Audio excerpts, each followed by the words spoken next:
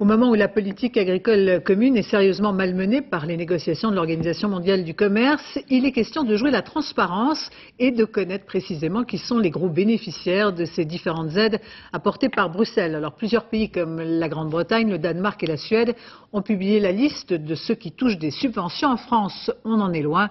François Boudonnet, Hervé Pozzo. Avec 160 hectares de terre, cet agriculteur est à la tête d'une exploitation céréalière qui devrait être rentable. Pourtant, sans les aides de Bruxelles, il vendrait son blé à perte. Je dégage un revenu net imposable de 20 000 €. Et avec tout ça, il faut que je vive. À deux, sans mes montants compensatoires, je suis à la rue.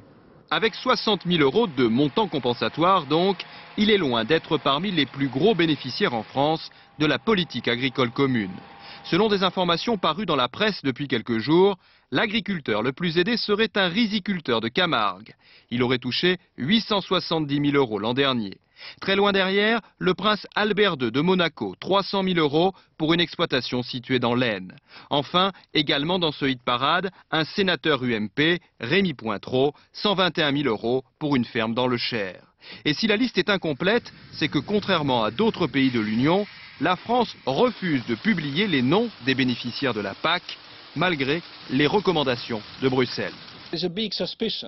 Il y a des doutes importants dans l'opinion à propos de la façon dont sont utilisées les aides européennes, c'est-à-dire l'argent du contribuable européen. Donc rendons publiques ces aides et cela lèvera les doutes.